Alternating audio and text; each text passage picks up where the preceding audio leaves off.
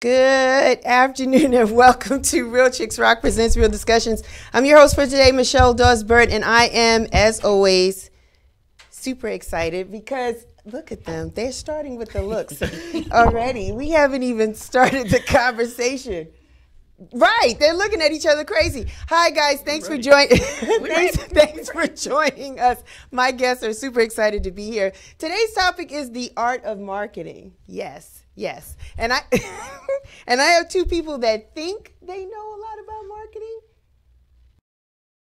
We've been through a lot. Okay, they know. Seasoned, they know a lot about marketing. folks. Yes. Heads. Yes. Yeah. Yes, thanks. So for the guys, all of the new listeners, let me just give a little background about what Real Chicks Rock is all about. It's all about the empowerment of women, and we do it through various different ways. We do it through community service, we do it through public speaking and mentoring, and we do it through this particular platform, which is where we have discussions to talk about things that help give us the tools to be empowered. So today is all about marketing because people have a different perception or an ideology about what marketing is, and I thought I would bring two seasoned people that coincidentally know each other outside of this platform. So we're going to hear maybe some stories, some truths, yes, and some things that are going to help my listeners be better at the whole thing about marketing. Wow. To my left is Jurena. To my right is Ken. Welcome, guys. Thank you for coming. Thank you for inviting us. Yes, this is good stuff. So you guys know each other a long time, and I met Jurena through Ken. So, and I've been trying to work with Jurena, and our schedules just didn't allow it to happen, and nothing happens before it's time. So I reached out to Jurena because I see you were doing some incredible things with marketing, with your clients, with your brand. And then as a surprise, I brought this guy. Yeah. So you didn't even know he was coming. No. So this is good. Stuff. So without any delay, Jurena, tell the listeners a little bit about your background, a little bit about yourself. I am a native of Birmingham, Alabama. Really? Yes. I thought you were more of a Chicago person. I spent a lot of summers there. Okay. I have extended family in the Midwest. Okay. My husband's family is also in the Midwest. So I came to Atlanta at 18. I went to Clark Atlanta University, stayed there until about 96, graduated. First gig out of college was working in production for the Olympic Games. Nice. From there, I went to a couple of different agencies. So I've worked on Coca-Cola accounts, Postal Service, the Olympics, because they became a client. And then eventually I branched out on my own and created J Glass Communications. Nice. Awesome. Ken Rye, Yes, ma'am. the strategy guy. Tell the people a little bit about yourself, your About background. me? Just a little bit, because you got a nice, lengthy timeline. Give them a little bit about your marketing side, your marketing background. So Chicago guy. Was real lucky to have an internship at Burrell Communications Group in high school. And at the time, they were like country's premier multicultural agency. Yes. So working with Curtis Blow and Kid Play, and KRS-One, and trying to really infuse African American culture with marketing and advertising. Nice. So that kind of whet my appetite. And of course, Spike Lee was kind of popular. Yeah, he was. And Different World was kind of popular. Absolutely. Right? So there was all this buzz about Atlanta. So I came down here like, okay, I want some of that. I want the black college experience. I want to be like Spike Lee. I came down to go to Morehouse, and they tricked me a little bit because Spike actually studied at Clark. Absolutely. Shout out to the mass comm department at Clark Atlanta University. Right? So that's how I met this lady, right? Is we were students, and at the time we were allowed to cross-register, cross-enroll. So there was a whole lot of like hustling students back then. Yes. Who were working in film, radio, advertising, Promotions, wherever we could get our. And that's really how we were kind of paying our way through school. Absolutely. Right? Like Absolutely. we were hustling, working in the industry. And we were talking about this earlier. Like, who are some of those people that you remember? Oh, wow. Let's see. Brian Barber was there. Kenya Barris, Shakir Stewart. Wow. It's quite a few. The Super Friends. It was a lot of people. Kenny Burns, people just passing through and doing things and supporting one another. And then, the campus was very open, so the people that had the celebrity tag, they were our age, so they were on campus. So it was nothing to walk out and see, Busta Rhymes just sitting on the yard. You're like, right. why are you here? So yeah, that was fun times. Or our street teams were the ones that helped break Puffy and some of those kind of folks, right? So it was just real fertile ground just in the AUC, right? And of course we had our share of Jack the Rapper, Jack the Rapper, all these other things that came through. But as college students, we got a chance to work in the industry. Okay. And I mean, we could probably run through situations after situations. Robert Townsend, Sinbad, like these were the folks that were doing the production in the AUC. So that's kind of what got us started. Simultaneously, I was working at radio at WCLK. And it was also a good time to do that because that's really when jazz, funk, hip-hop fusion was a big thing. Okay. And, kind of what got us started. And also there were a lot of entrepreneurs like Marco Blue Johnson. Okay. So he came up with this idea to, I'm going to bring pitas to Atlanta, and we were like, what's a pita? Yeah, I remember that. What? A pita? Yeah. And we opened in 24 and 23-year-olds running a store, and it was good. Interesting. It was good. Campus, He ended up with 3 locations, and it was good. Good times. Yeah, we learned a lot. Yeah. We learned a lot. So you guys are rich with the background, so that's good because then you guys are still relatively current in today. So it's going to be really great to talk about the comparatives because it's a different time. Yeah. And oftentimes the older heads, we do talk about how it was back in the day and how it's different today. So we're going to talk about that. But I think just before we can go to that level, what is your definition of marketing? For me, marketing is the umbrella of all things that happen in the process to get customers to buy your product. So whether it's advertising, PR, social media, it all falls under that marketing umbrella. Nice. So that's what it is for me. Ken, how about you? For me, it's just making sure that you deliver on the promise between the service provider, the product, Okay. and how you deliver on that. And just to make ever taking the customer for granted. And their money on something that you have to offer, make sure that you're communicating and delivering in a way that it makes sense to them. Develop a strategy for any customer, right? Sometimes we get kind of caught up that, this is only my customer. Right. These are all transferable skills. Right. Supposed to be. Right. Supposed to be. Supposed to. Because I think the issue is, or the opportunity is that everybody that says they can help you with your marketing can't, because their skills may be limited, or they're not able to. Maybe they're not comfortable with the brand. They don't really know how to approach it or to attack it. So, I think people need to. I don't want to say leery, but just keep it real and be, 100 in saying that every client or customer or opportunity that comes your way, it may not be a fit for your skill set. This is true. And it should be data-driven, right? I mean, you shouldn't just be guessing, right? Okay. Anybody that you engage with should actually take the time to research your business, research you, understand where you're trying to go, understand your competition, right? It's not a one-size-fits-all situation. And if somebody comes to you that way, then pass them by. Tell them keep it moving. I think the issue is, though, for a lot of people that might be new in the area of being an entrepreneur, their brand is still new, so they don't really have the data. So a lot of it for the entrepreneur, the owner of the business, is still trying to figure out what it is their product or service should be at the end of the day. But that should be the fun part of the process. You think? Yeah. Yeah. You think? That's the arts and crafts of business, like figuring out how to make all of this work for the bottom line. See, you guys are experienced, so it's fun for you. So when we get the people that don't know what they're doing, it's a nightmare. It's a nightmare. Yeah, for them and for the client, absolutely. Yes, because that's throwing money out of the window now, and then you're developing trust issues with the next person that you go to help you because you've already been burned, and that makes it tough.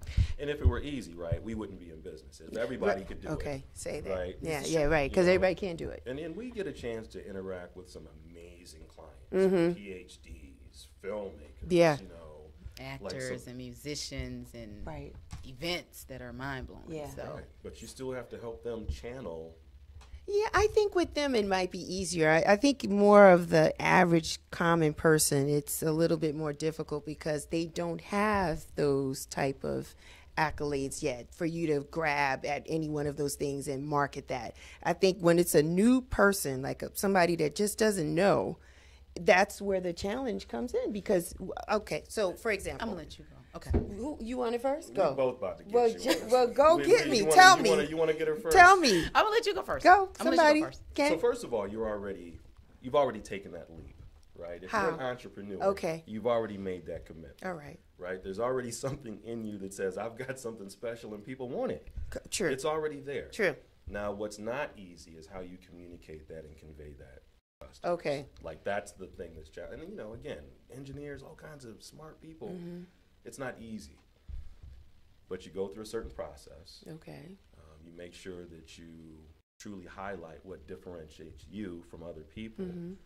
And then, you know, and she's being modest, right? Look at all this branding. Exactly. Right? I'm not talking on behalf of me. Example number one. Talking on behalf of the people that are Alabama. listening. Example number one. See, that's not really difficult in doing. It's just really like a good picture, a website. Now you sound like us because you've already done it. So now you're thinking. Well, I was like, I need to use this picture in some kind of format. I like the picture, put the website. It was like some kind of branding. But when people talk like strategies and talk dirty to me and say, where do you see yourself? Where do you want to take the brand next year? Where do you want to take the brand in like 3 years? Those are the difficult questions, I think, for some of us because we don't know.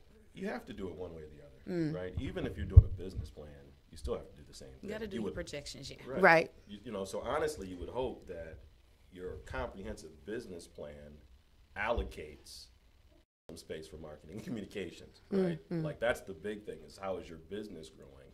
And then the marketing and communications aspect is just the support to help you get there. Okay. So let me say this. So a lot of times people overthink when they hear the word marketing. Overthink. It's simple as this. If you're starting something, who are you going to tell? How do they listen?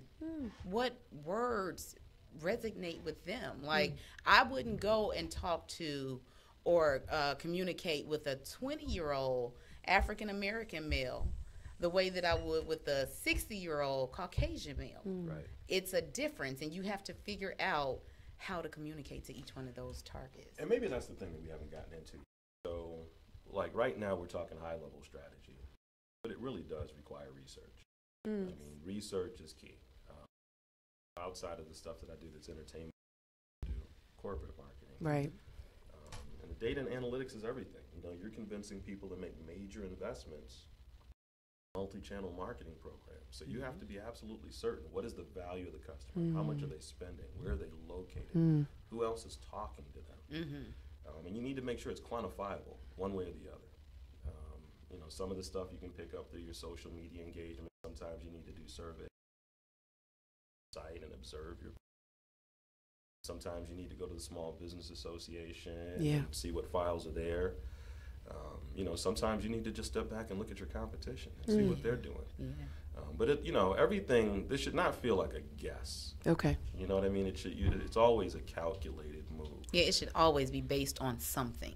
You know, because, I mean, a lot of the times it's experimental. So when you're stepping into, like, a new area, you don't have any data to go on. So you're like, okay, what do I do? But you should have some type of solid pinpoint or bookmark. And you say, if this happens, then I know that I'm on the right track. And it could be, you know, many different things, but it should all be based on I think I'm something. missing the bookmark. It starts with an objective. I think I'm missing the bookmark. Yeah. Okay. It starts with the objective. So again, what's your business plan? If it's, That's a if dirty it's strictly word. revenue, It's dirty word. if it's strictly revenue, It's dirty words.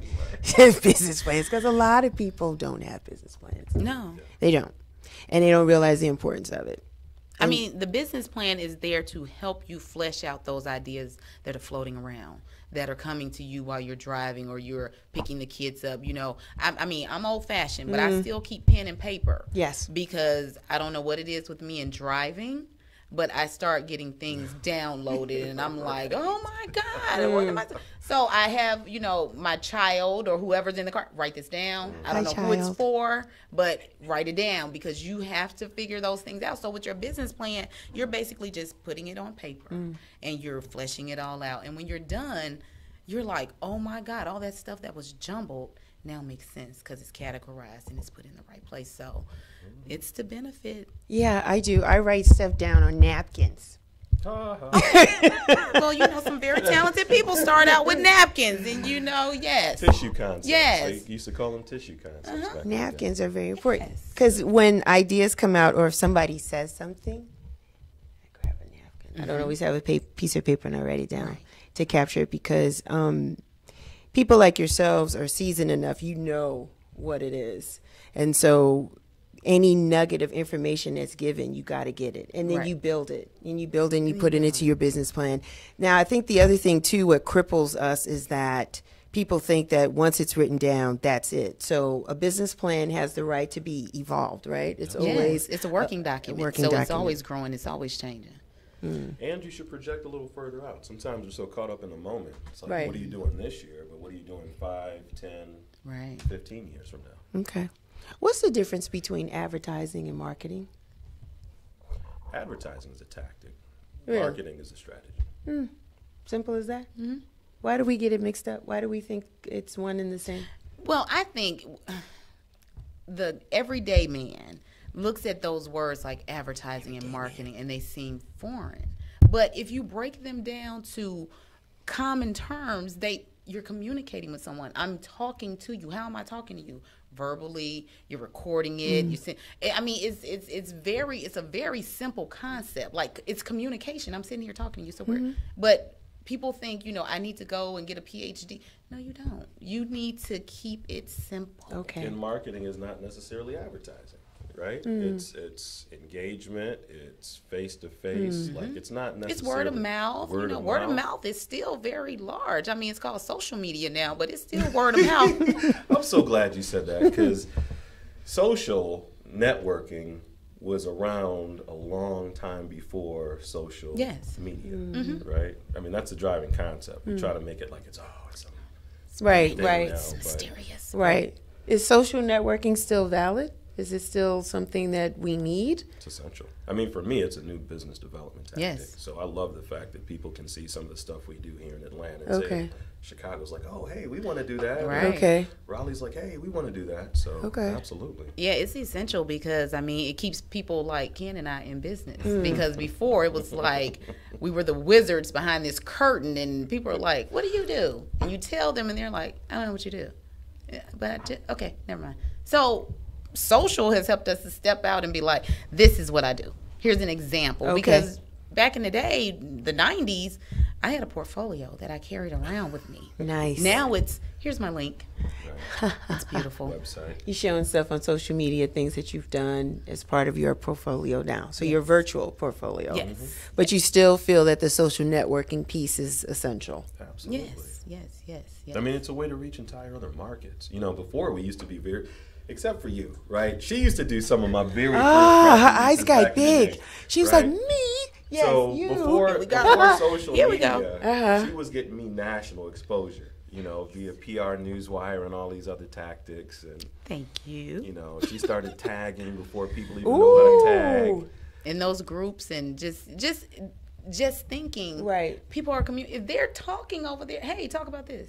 Like, I'll jump in and start the conversation and just study it. Like, it's 1,200 people in here talking about soul music. Oh yeah, I got a soul music project. I'm over here. I'm talking to you. Yeah. Do you find that younger people are in your social networking audiences, or is it still kind of the old school people because we feel we have to physically be in the room, shake a hand, see a face? If we're talking, and Jurena touched on this earlier, if we're talking about it from a marketing standpoint, take us out of the picture, right? Okay. At the end of the day, we're trying to deal with audiences. All right. So if we've got a certain product that requires us to talk to a 12 to 18-year-old, then that's what we're going to do. If we've got a certain product that speaks to women, then that's what we're going to do. So we have our own individual businesses and kind of our network around that. But if we're working for clients, take us out of the picture. We just want to make sure that we connect that product, that service with their customer. And sometimes I'm not the customer. Right. There are too many times where I'm targeting women or somebody else. Right. I'm not the customer. So I just need to be cognizant of what it takes to affect their customer. And then figure out who is that customer? What are they up to? Where are they going? What are they reading? What are they listening to? And figuring out, how do I find an angle to get with the product or the service or whatever I'm offering into and on their radar. Does grassroots tactics still work? Sure. You guys talked about street teams, actually the social networking piece. Does that still really work? It does, and something you can relate to. I used to do marketing for Verizon in Bell Atlantic. Okay. Up in New York. Right? So one of the things that we used to love doing was sponsoring the Labor Day Carnival every year, right? So this is not TV, this is not radio, this is just the most serious Caribbean carnival. Yes. And we had the right products, right? So we could ride that float straight down Flatbush Avenue, saying buy our product. Right. Straight grassroots. Yes. You know what I mean? We've got several festivals here. So and as a matter of fact, beyond the strategies we need to be talking about today should be scalable. Right, and if you're a small business owner, sometimes you don't have a choice. Right. That is the tactic you need to get the word out. I agree. Agreed. All right, because I grew up with flyers. Yeah. Well, I didn't grow up with those because Alabama, Yeah, it was. I mean, we didn't have a lot. We had football. Yeah, I mean, realistically, when you sit back and you look at it, we did flyers, and flyers were done for parties, whatever it was to get the word out, and people actually, and that was the connection. You had the flyer, you gave it to this person, they looked at it, they may have questions, you answered the questions, you'd be like, yo, I don't know, just come through, whatever the case may be, but people they've seemed to move away from that. It varies, right? Like there used to be times where I could sell out an entire show via Facebook. Right. And then the algorithms change. Okay. Absolutely. Right. So now all of a sudden you got to spend more money to find your customer. Believe it or not, street teams sometimes are the most targeted approach. Right. And it varies in a lot of different ways too. Like sometimes people think about street teams in terms of traditional flyers. Right. Now these days you got the interactive sandwich boards, there's all kinds of ways. That's a street team. Or billboard, electronic billboard. So, or just people with T-shirts or years. And it's funny how quickly things progress, but flash mobs, Oh yeah. You know what I mean? That's all the same thing. Flash mobs. Yeah. What are flash mobs? Oh. Well, you've seen the videos where there are groups of people who break out in song and dance in public places. So, I never knew the title of that. Oh, yeah. Flash mobs. So that's just taken, and that is, right? So all these new terms, right, as the technology and tactics evolve. The other formal term is user-generated content, right, where people are on site tweeting and adding their opinions. That's street team taken offline, turning it online. Right. Now, do you guys, I know you guys do, but I'm going to say this. A pet peeve for me is quality. I see this, it has the simplest intent, right, to communicate the product or the service or the event. And it's just not put together well. I mean, all the information is there, but it's not maybe appealing. I won't even talk about spelling. I'll give you that's right. But it just wasn't put together right. And you can tell that it was a person that really didn't know. They might have had some access to some kind of Photoshop or something to put it together, and then and people don't realize that is an extension of their brand. Absolutely. It's very important. And I'm like, why do you not think that's not critical? And why would you not make the investment? So there is a very thin line as to whether or not people are willing to spend $1 in marketing something properly, which is an issue. And I don't know if you felt that with some of your customers, if you had to talk them off to the ledge, or they just knew automatically this was something that they needed to have. I mean, with a lot of clients, sometimes after you deal with strategy, then the next question is budget. Right, right. Because how much is this going to cost me? How much is it going to cost? Yeah, how much is this going to cost me? And do you have different tiers of that? There should be. Levels. There should be. And you would hope that you don't have to sacrifice quality to do it. Right. you know, Jurena will probably tell you there is no excuse for misspellings and. That's huge pet Huge. peeve. Huge pet peeve. I mean, because at this point you have so many checks and balances. Mm-hmm. You know, you can get the person sitting next to you to proofread that, Right. like proofreading and listening. Those two things, you know, what you say to the graphic designer or the web designer, they may not have heard you. So you put it in writing. You put it in writing again. So if it's midnight and you're not available, they can go back and check and see what do you know. So it's, I mean, but sometimes I think when it comes to presentation, a lot of people just don't have that eye to see it. You can see it there in front of you, but the I guess the big part of it would be having the vision to see it how your customer Right. is going That's the to missing see it. piece. So what you see, you got to put your customer's hat on, and if Right. it doesn't make sense to in your customer's mind, then you got to start over. And there's scales of clients too, right? So sometimes you have the benefit of testing two totally different messages to your audience. Right. Because one might be better optimized than the other. And some companies do that all the time. Yes. So, you know, you can't always assume that your first time out the gate is the perfect way to go. Okay. But always leave an opportunity to continuously improve Right. on your communications. When can a consumer expect to see some results in the area of marketing? It depends on your timeline. It depends on your strategy and your tactics. I mean, if your goal is, I am hoping to see my brand in national publications, print publications, then you have to keep in mind that these people go to print. If the issue is out in June, Right. they started working on that in February. Yeah. So you Okay. can't come to me in May and say, I want to see myself in Essence. And that's Right. just not happening Right. because they have editorial calendars. You know, smaller publications are accommodating, but when it comes to, you know, time and those big guys, you have to work on their schedule. And I'm sorry, what you have may be the greatest thing since sliced bread. Right. It's not on their plate, so you got to wait your turn. Okay. And then there are also different types of, it depends on your product, right? If you're on an e-commerce platform, real time, like down to the Yeah, down yeah. to the Can happen millisecond, sooner than right? later, yeah. And then if it's direct response, you know, your call to action is call this phone number, hit this website, and I got operators standing by. Right. Like that's real time response. You know, your question's kind of funny because that's what had me spoiled in radio, right? After doing direct response, you play a funny song, I mean, you play a good song, you say something funny, and Yeah. you know, the phones just start popping, Right. right? You kind of expect some, depending on your product and depending on how you deliver your product, you kind of expect the same thing. Okay. You know, now, there's also a difference between something called considered purchase, which are typically those more expensive things that you want to research first, right? All those high ticket items, you know. You might not see immediate response on those things because people want to make sure that there's no buyer's remorse, you know, that they spent a couple of grand, 10 grand, 100 grand on the right thing. On the right stuff. So it just depends on the product and the service too. Now, for you guys, what is, I don't want to say better, but what has put a smile on your face more?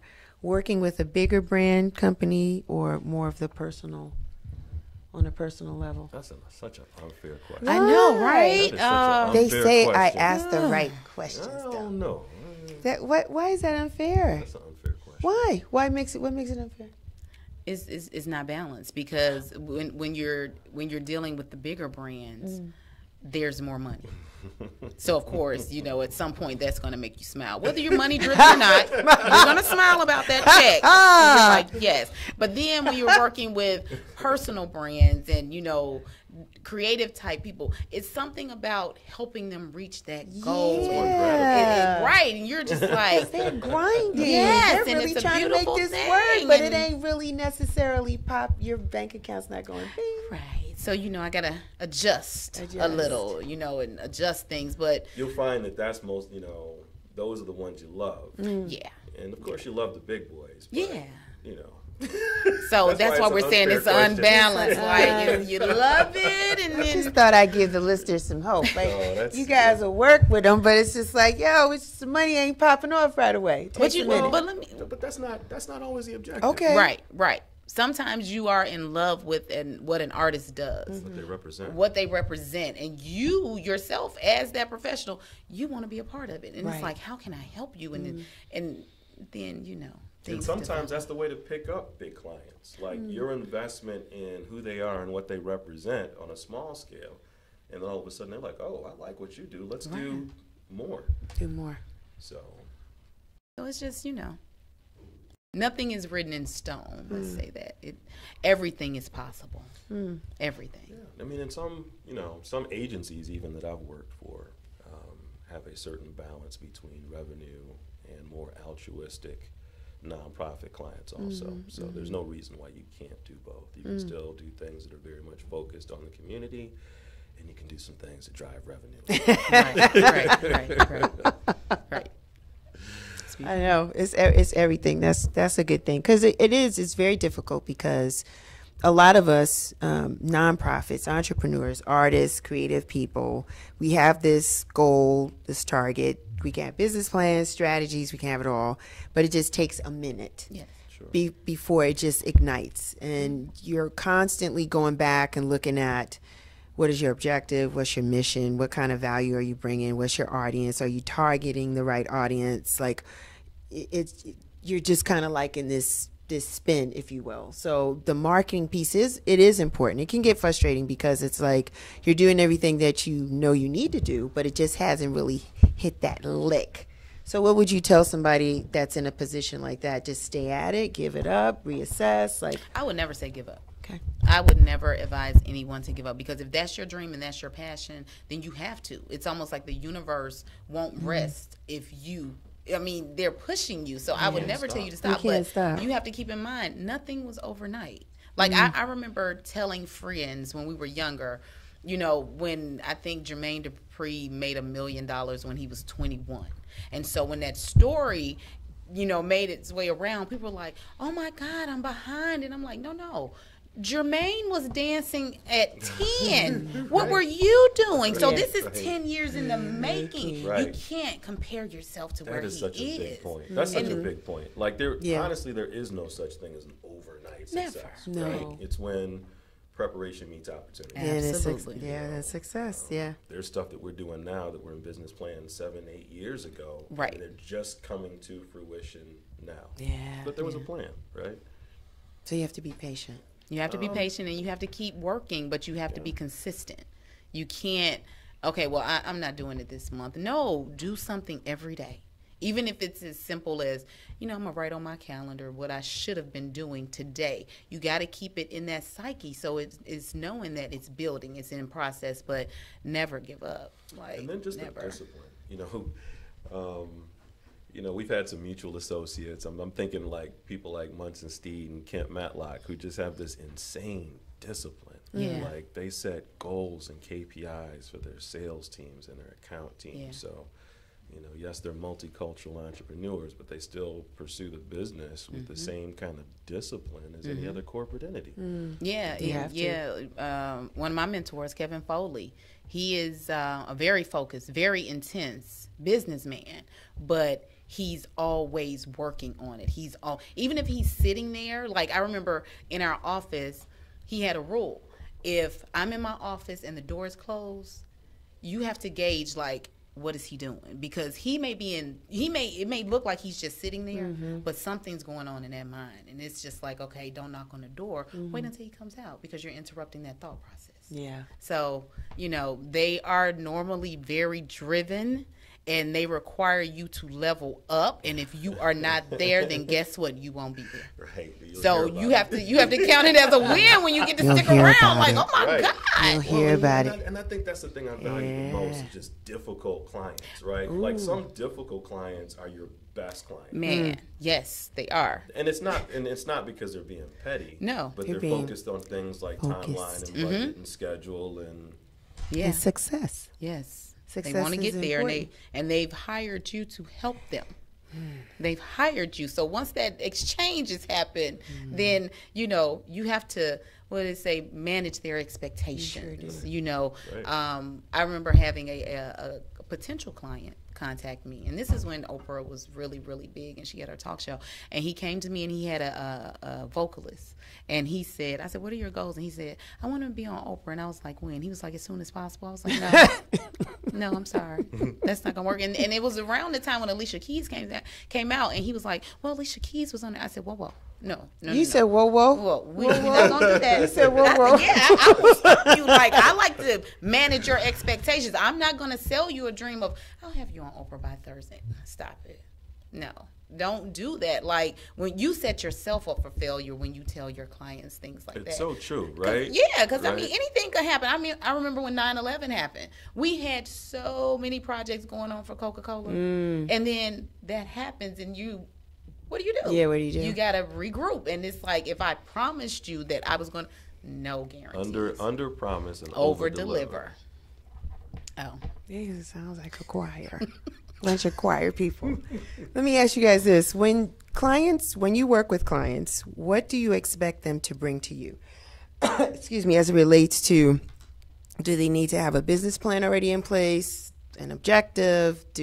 What do they need to know or bring when they work with you guys? Jurena's thinking. Ken, what about you? I mean, it's just depends. It's it varies. What you prefer. It's the difference between what you prefer and what you get. That's true. Okay. So tell me what you prefer. Where do you prefer? You prefer in any situation that everybody is so confident about their business that they can give you clear guidance. And direction. Okay. That's what you prefer. Okay. That's not what you get. That's not what you get. What you get most of the time, and this is the fun of the job, is what you get is somebody who wants you to take what's out of their head and make a comprehensive plan out of it. And that's, I mean, there's a reward in that. I mean, I enjoy doing that, but it's the difference between what you want and what you're working with. Yeah. I mean, for me, number one, a budget. Ooh. Number one, a I budget. should have said that first. I mean, you gotta have. Give me something to work with. You know, give me something to work with. Like, I mean, Jesus turned water to wine, but I'm not Jesus. You know? Jay's keeping it wiser. She was like a budget. I need you to have a budget. I need you. I mean, you can come to me without any content. You can come to me without any bio, anything written. My company is set up where we can help you get there. Okay. So, and the other thing is, come with your listening ears. Don't hire me and then tell me what I should be doing. Oh. Why did you hire me? Right. You should have done it. Oh. And I will say thank you, but no thank you. Oh. Yeah. Sometimes you get clients that hire you to be a thought partner. Sometimes you get clients that just expect you to execute. Okay. But we need to be clear what it is up front. Right. Right. And stay focused on that. Right. Because, 3 months down the line, we've gotten, we cool and, we've hung out a couple of times and now it feels like a friendship, but it's still business. So I may have to, take a step back and be like, no, 3 months, I need you. This is what we agreed on. Unless we make an amendment to this is what we're doing. And 90 days seems about fair, right? And just working with anybody just initially to just kind of Bare minimum. I mean, it's not a 30-day thing. It's not a month thing. In certain cases, like because of the way that I learned PR. Right. So I learned the bulk of it from the television side. So television is tomorrow I can have you on air. Today I can have you on air. It's almost instant. But with a lot of things, a lot of PR parts, it takes time. But I had to learn the difference between if I'm looking to get a placement on radio, how long is that going to take?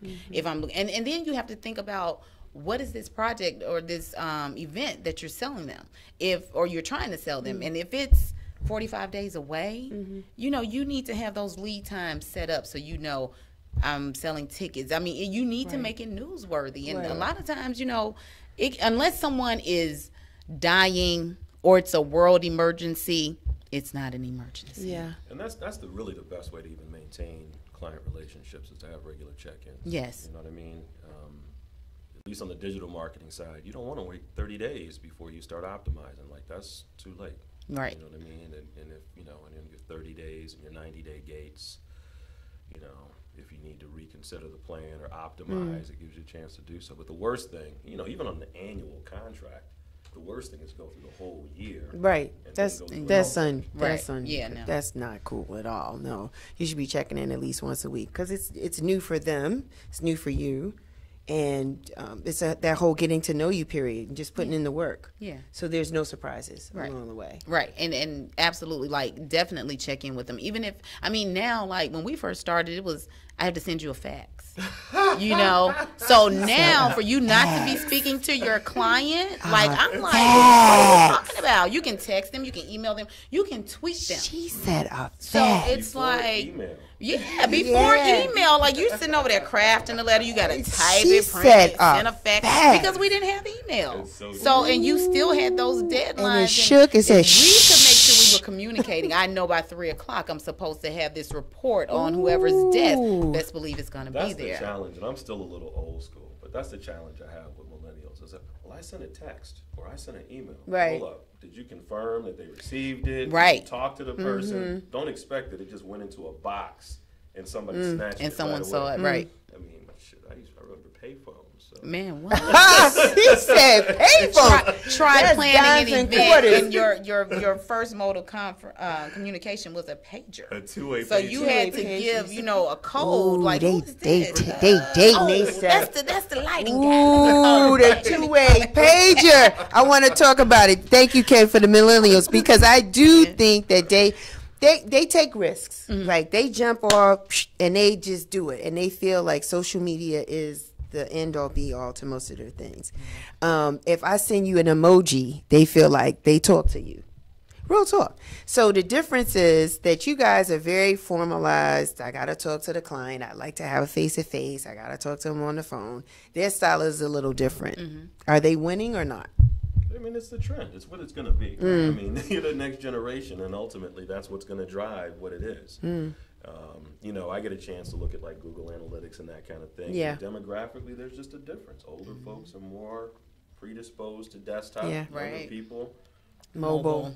right? Right. Mobile. And we have to balance somewhere in between. So even though I'm not a millennial, I may have millennials that I'm working Come with. on So now. guess what? I have to figure out, how do they communicate? Yeah. Do you tweet, or do you? Are you on Snapchatting? LinkedIn? Right. Like, you don't Facebook. Like, I mean, that's, Right. They don't do that, yeah. And you have to have those conversations. Like, how do you prefer me to communicate with you? Right. You And have that's- to ask those questions. And now. that's with every customer. Yes. Right. Right. Any customer you Yeah. have, how do you prefer to hear from me? Right. Does it put you, are you comfortable working with younger people? No, it's not a big deal for you. It's not a big deal. I mean, again, as long as we're both on the same team and we're both willing to put in the work. Now, what I will not do is pull you along if you are not pulling your weight. Right. Like, But that's with anybody. And that's with anybody. So, I mean, don't just She think don't it's care just. grown folks either. Right. She's rolling those eyes. Y'all see her rolling? No. It's like, no. I'm not doing that. No, I don't have time for that. I mean, we're gonna work together. I feel confident when I know I can say, okay, Michelle got that.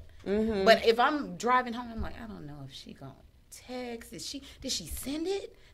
That creates unnecessary stress. So you have to have that trust in the person that you're working with. Be a millennial, Generation X. I don't care who it is. You gotta trust them. I mean, if you think about it historically, 20-somethings change the world every generation. Every generation. True. Right? It's True. always the 20-year-olds that are more passionate, got more fire, and got Right. more Yes, energy. that's true. And, More creativity and Right. more time to explore it. Right. They doing it. right? So it's to be less- expected. Right. Less things to worry about, less risk, all that kind Mm-hmm. of thing. So I like working with them because you get pure, unfettered drive. Yeah. The opportunity is to help them channel it into, Right. and they still want to feel like they're doing it their own way. Right. Right. It's, it ain't supposed to feel like their parents or their uncles or their grandparents. It's supposed to feel like them and their own generation. Right. And then the other thing is, if you're a seasoned person, you should absolutely open up your network and seek them out. Say that again. They have Say that again. knowledge of things that we couldn't even imagine. Yeah. Right. You know, I mean, I have children who can I can Snapchat, and I'm still like, what's a snap? And what's a I got it. It's like, okay, and they and it's done, and I'm just like, you're amazing. But yeah, they are the bridge to keeping you in line with what's coming next and what's happening now. And if you're cutting them off, guess what? You're limiting your communication. Yeah. Right. Do we think that the things and the tools that you guys use coming up, especially in the college years and then right after, are applicable for millennials today? Like, do they need a business plan? Real talk. Yeah. Yes. Because your mind is still your mind, you know, and things are still going to pop up and you may lose them. But if you're placing them in your business plan and you're charting it out, I mean, it may not be the format that we had, 25 pages, but you should be able to put your thoughts on paper. Is it a condensed version? Well, even now, right? I get a chance to speak to undergrad students at Morehouse and MBA students at Clark and some of the other colleges in town. And the skills are timeless. Okay. The tools that's right. are far more advanced. Okay. Right. You know, we didn't have the ability. You know, we go back to talking about email. Now we can have video. Right. You know what I mean? FaceTime you. What? This Jetson stuff going on. It's like, oh my God. God. Hashtag can connect you with a million people. Right. You know, before we were trying to make individual phone calls. Right. Okay. And tell your boys. Y'all hurry up. And tell everybody. Yeah, we know. So the technology is definitely a hell of a lot better. Yeah.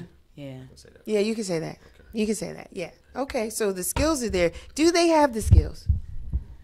Based on your experience, I think they have some of them. Okay. You know, so one of the things, and again, just because I'm old school, like it was all about. We true school, Ken. We true school. True school. True school. Right? Not old school, true school.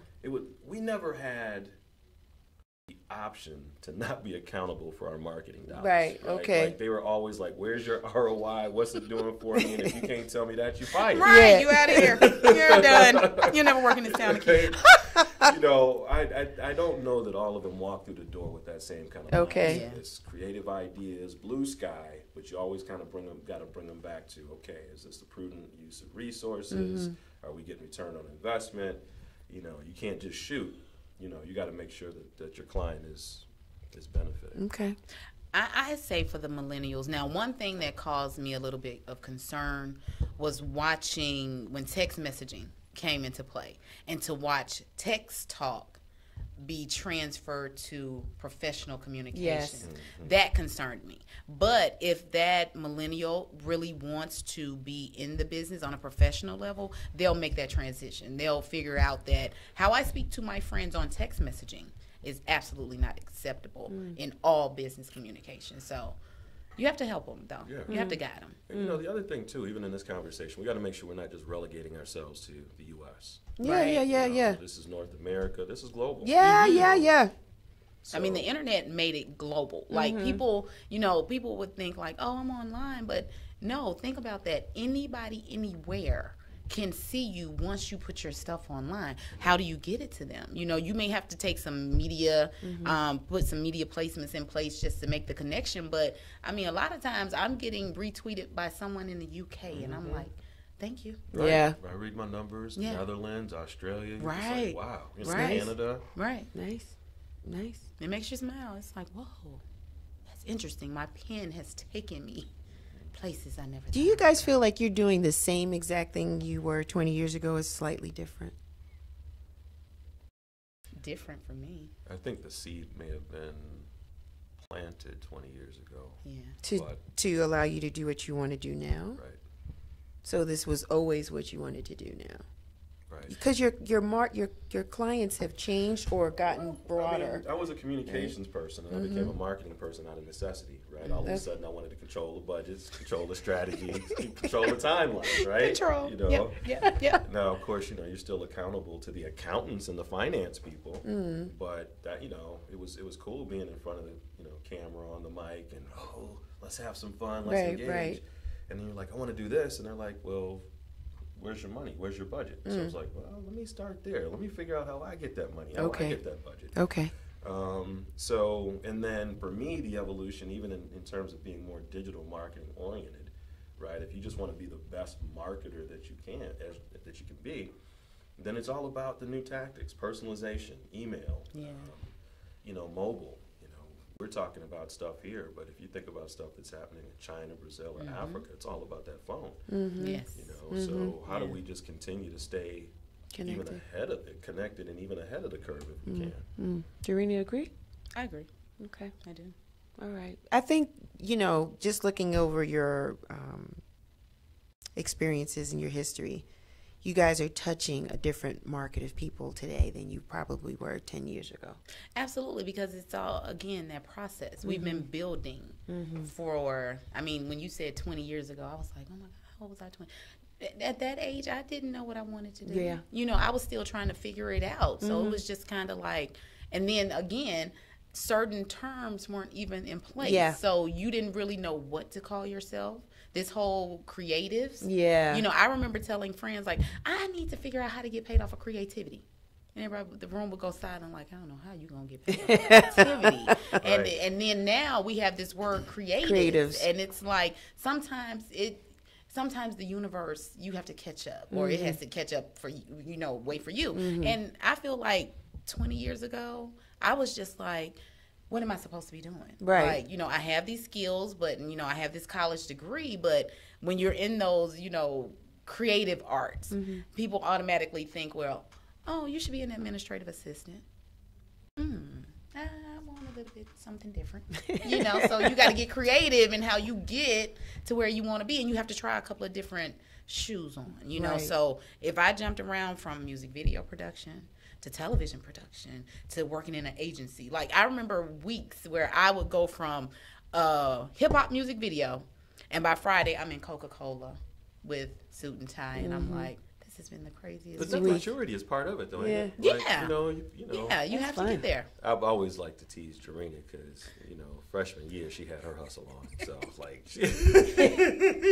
well, I just, I don't know. I tell people, I did an interview a couple of months ago, and they asked me, like, where did this entrepreneurial bug come from? And I'm like, I really don't know, because I do remember being like 8, 9 years old, and our candy lady passed away in our neighborhood, and I remember being like a chunky little kid sitting on the porch, like, I really want a now later, and I was like, she's gone, and I remember sitting there like, wait a minute, that spot's empty. That is so good. But she's right. That's how you drive the lane. You driving the lane, girl. But when she left it open, I went ahead and there you go. You in the paint. Man, word up. And I remember in my room making flyers, and my mother is absolutely. Like, what are you doing? I'm like, when we get to church, absolutely. I need to make copies. Come through. What? Yeah, that's what you do. You see the opportunity. With 2 book bags, like one with books and the other filled with candy and soda and pop. And by the time I get the first period, I got like $50. Yeah. My dad was like,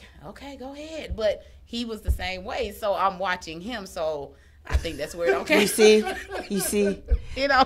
And we talk about it, but I think, and Ken and I talked about it, but I think Atlanta just creates, it's a place where dreams can come true. Absolutely. Real talk. Like I'm doing things that I would not be doing in the Bronx. I wouldn't be doing this because it's oversaturated. It's just, it would be more of a, who do you know? Like, it would just be much more difficult than doing it here. And then you see an opening and you go for it. Right. Without question. And it's just a part of who you are. You're just doing what you do. You're just like, that's what it is. Right. And you're doing it. So, yeah. You see the need. You see the need. I have what it takes. Yeah. I'm raising my hand, or better yet, I'm just going to grab you by your hand and say, come I'm with going. me. I'll show you how to I'm pressing the gas. Yeah. Like, I'm gassing. I mean, people have always told me, like, you're bold. And, and yeah, I embrace that. Like, one of our sayings in our house is a closed mouth don't get fed. Never so gets if fed. you're in the back and we eating, you come in there and say, Ma, you didn't tell me the plate was right. You didn't.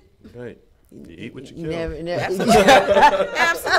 I got time to wait. Eat what you kill. Marketing. So I want to talk a little bit about marketing for artists, because you guys are touching artists. You have an artist in your midst now, right? That you manage and work with and that type of thing. I don't touch management at all. Just marketing.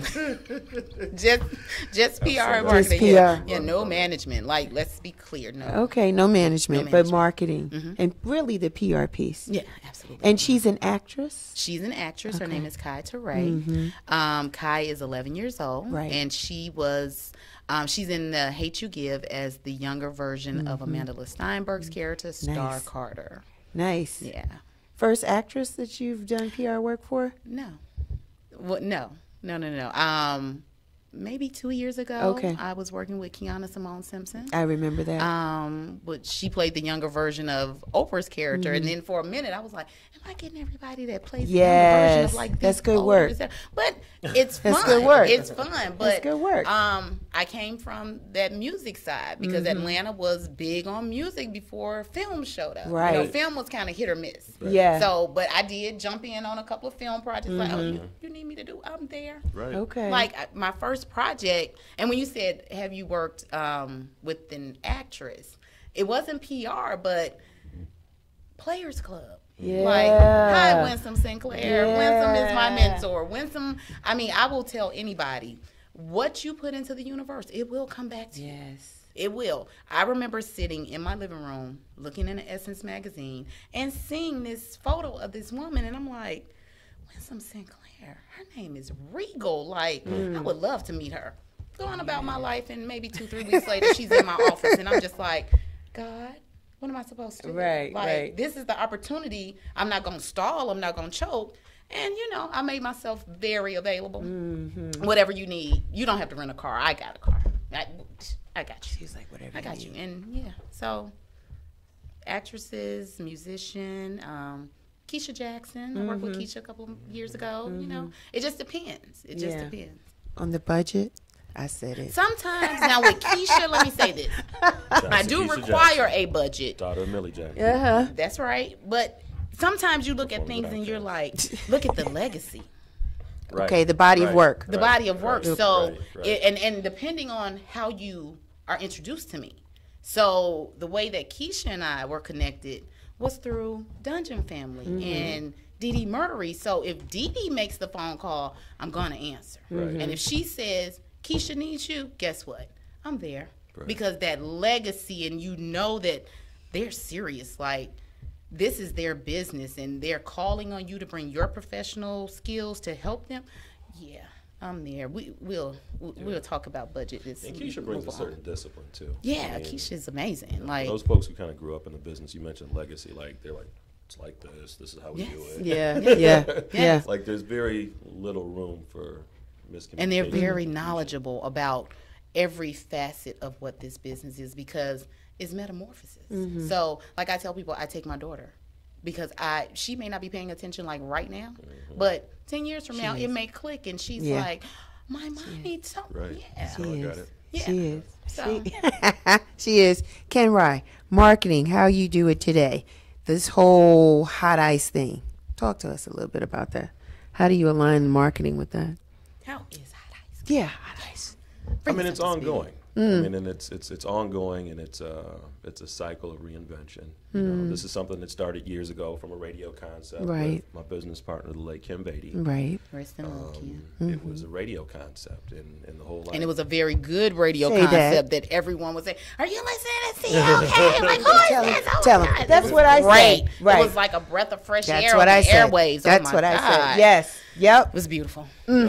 Yeah. It's beautiful. We digressed for a second, kind. but we needed to say that because that's important. Yes. Yeah. But that's a beautiful thing about the conversation, right? Is, you know, when Beatty passed, if I decided that I didn't want to do it anymore, I didn't have a choice. Because Right. it was all those same artists. So when we look back at the Anthony Davids, Right. and Roy Ayers, and the Algebras, Right. and the Avery Davenports, Sunshine. and Right. Avery Sunshines, Right. these Right. are, you know, so when in its inception, it was called Neo Soul.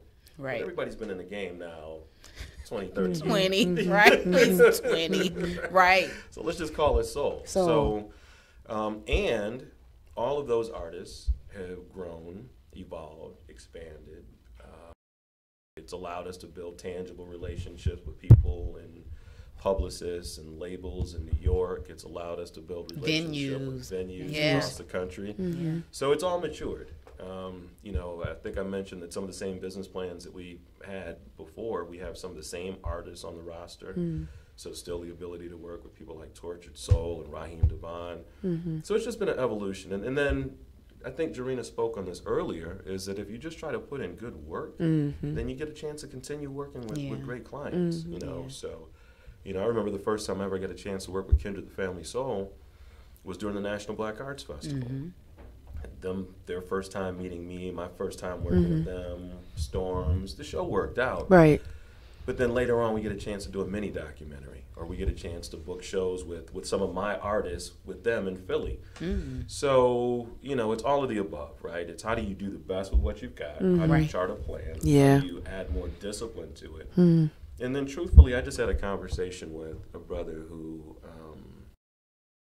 so part of hopefully the way I evolve is just by building a great team, right? I've been blessed to interact with you two in several different capacities, you know, but it's not until we had a comprehensive team that the business was focused. You know, how do we add more rigor and operations and focus around the entertainment business? Right. You know, I think that there's always kind of this thing that, you know, entertainment is supposed to be willy-nilly, and it's like, no, it's a business. It is a business. You know, how do we make sure that people keep you accountable for the contracts and the booking and the scheduling and the new business development and the relationships, and even and there's nothing that you can take for granted. Right. I was really lucky to do a pilot for a reality show with George Daniels up in Chicago. Oh, interesting. And the whole concept of the show is, right, we're finding new talent in Chicago, and, you know, we're calling on the Brat, we're calling on Dave Hollister, and we're calling on all these artists. And then I'm supposed to check in with him on a weekly basis. I catch him at a different restaurant. He's got his cocktail, and he's sitting back. George, this is what's happening. And I'm telling him all the wrong stuff that's going on in the business, right? Such and such canceled, and such is, you know, he's got a book here, and they got a flight here. And at the end of it, he's like, well, okay, fix it. Like, you know, I'm trying to build up all this drama. Wow. But at the end of the day, it's our job to be troubleshooters and problem solvers. Problem solvers, and that no matter what, the show goes on. So at least for me, you know, if I get smarter and better, I'm lucky to have several project managers on my team who also know IT. You know, I've had some really great sound engineers and DJ Rev Lee, Leon Smith. But that comes because of the brand and the legacy that you've built. So people are honored to work with you because Thank you, Jurena. There, and it's like, yeah, I'll do Thank that. you. I appreciate you. And I can't tell you how much I appreciate it, because that's what we work for, right? Right. You know, at the end of the day, that's all you've got is your name, your reputation, and your brand. That's it. Jurena, how can people work with you? If they want your services, if they wanted to have you be their PR person in marketing, how can they find you? How can they get at you? Well, my business line is 404-590-1339. Email jglasspr@gmail.com. On social networks, it's jglasscmc, which stands for Communications, Media, and Creative. So those are the avenues. And, you know, if you know someone that knows me, tell me up. I'm gonna call you. I'm gonna call you. I'm gonna reset. I'm gonna come back that way again, and we're gonna work together. Well, let's talk about it. What do you have? Anything big on the horizon? Anything big coming up that you can share about your clients that we need to look for? We need to support. We need to do. Things are happening, but I've been forced to keep my mouth closed. Okay, keep it closed. Everyone knew I was coming here, and they're like, don't say anything. Don't, shout out to Renaissance Kids Productions that made sure this morning, they made sure don't say anything. Can't be say quiet, anything. be quiet. Okay, they told hush. me something, and I was just like, don't So say we anything. can't, so we don't know. But just be on the lookout, you know. We'll be on the lookout. I follow you on social media, so I'll see. I'll be watching. Okay. All right. Ken Rye, what's ma'am. going on with you? What's happening in the world of hot ice? Looking forward to 2019. You know, we wrap up this year with a couple of shows with City Winery. Also, shouts out to Urban One Radio, Classics 102.9 FM, K1 is a radio sponsor. Yes. So love them, brand new station in the market. You know, the Urban One radio family has been very, very supportive. So we've got a show on December 10th. Yep. With Quinn and Jukebox. Some folks might know Quinn from Blackstreet. And then Jukebox is just a band that's been kind of killing it around town. Yeah. So we've got that. January 7th, we get the opportunity to work with Kyrie Cabral Simmons, who used to be NDRE's music director. And he's doing a tribute to Chic. You know, so Chic was all that, not only the Chic, but Sister Sledge, All that. Diana Ross, Little Luther. It's good stuff. So we've got a tribute series that continues with them. Also very grateful to have Venkman's based in Atlanta as a client, so we'll be doing a series of shows with them. Chicago, the Promontory, shouts to the Promontory, but they retain us for several different shows. We've probably done as many as 20 shows with them up in Chicago.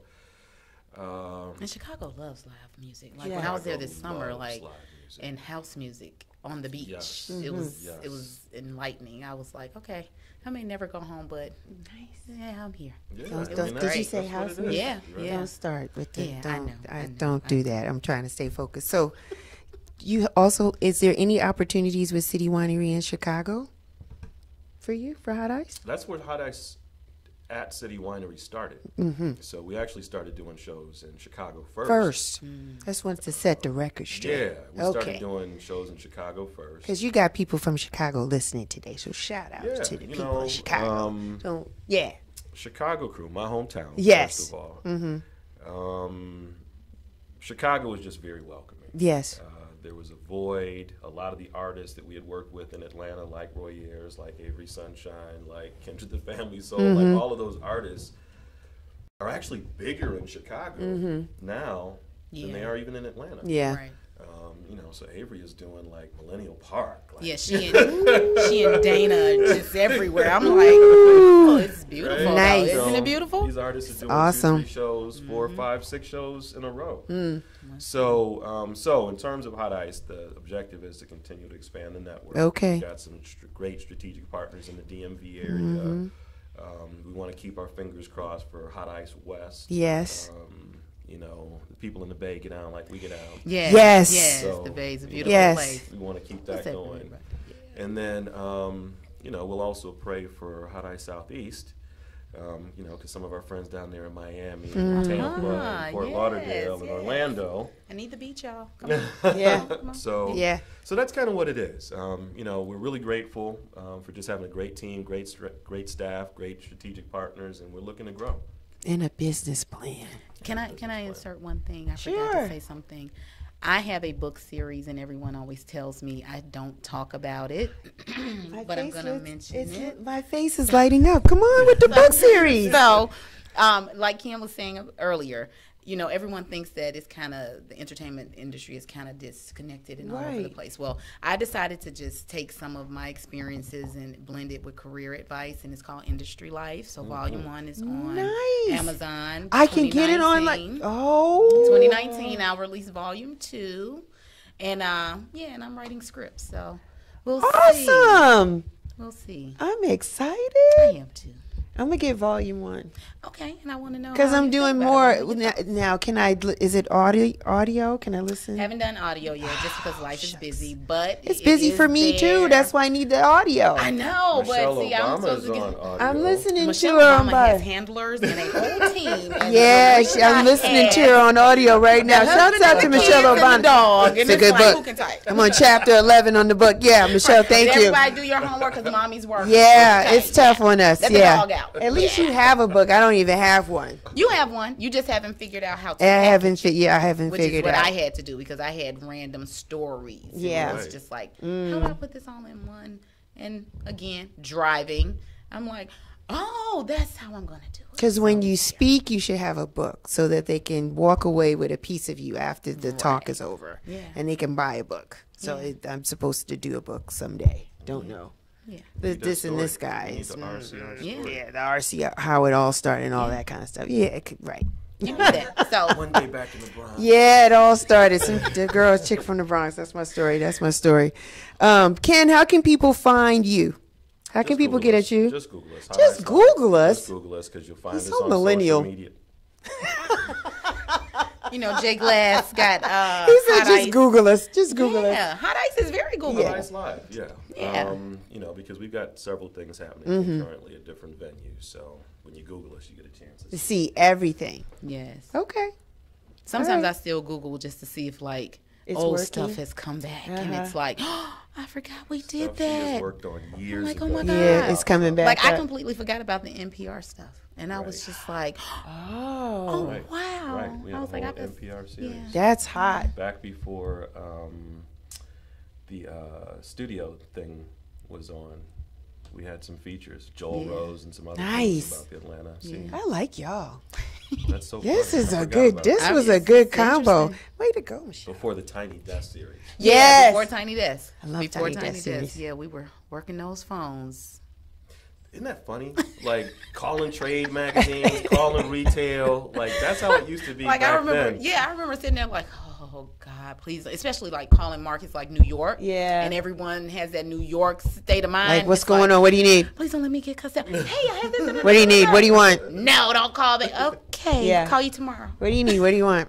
Look at my Call people. you tomorrow. You guys can go on forever. I think that's my time with you guys. Thank you. Thank you. This was very informative. This helped because I'm going to play it back so I can be still encouraged because I have work to do. I have to bookmark stuff. I need a PR person. I don't know if a PR will do work for nonprofits, but we're going to talk. We're going to see. We have to hit different target markets. We got.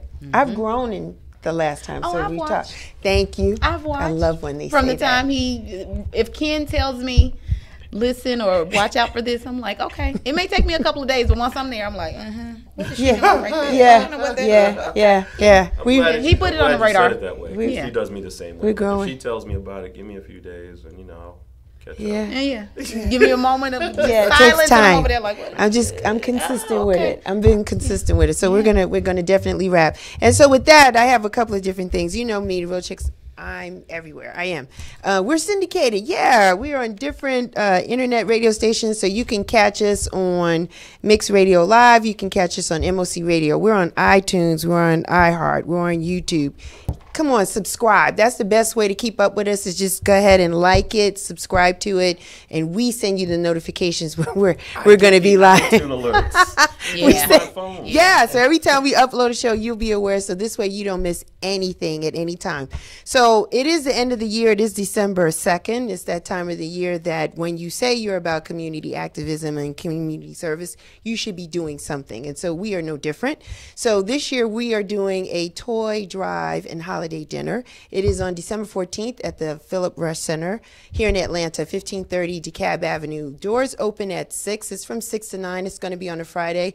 We're blessing 25 children between the ages of 8 and 11 on that night with some toys and dinner, and it's just going to be really a nice festive way to give back. So that's what we're going to do. 2019 we could talk about another time, but we got stuff on the calendar because my mentor always talking about is always talking about plan your calendar, plan it out, align with your calendar, do what you need to do. So we've already planned for our year back in September and October. I said that to the listeners before. So I don't want to be a wet blanket. If you haven't done it already, you're a little behind the 8 ball, but it's never too late. It's never too late. So plan out your year. It's not too late to get it done. Get it out. Figure out what your resources is. Figure out what your budget is going to be because that is important. People like you, but it takes a little money to get things going. Invest in yourself. That is what we have typically done for the past 6 years with Real Chicks Rock is that if nobody else believes in us, we do. I believe in us. So I'm going to invest in the brand. So carve out some marketing dollars. It'll help you. It'll help get that brand. It'll help you get that business out where it needs to be to the audience of people that needs to see it. So that is my time. You guys know where you can reach me. I'm on Facebook. I'm on Twitter. I'm on Instagram. DM me. Also, if you like the shows that you're hearing, put a little comment on it because that helps the ratings. We want to be rated. We just don't want to be out there. So in any platform you've been checking us out on, give us some feedback. We appreciate it. Until next time, thank you guys. I appreciate your time. Until next time, you guys take care. Continue to rock on.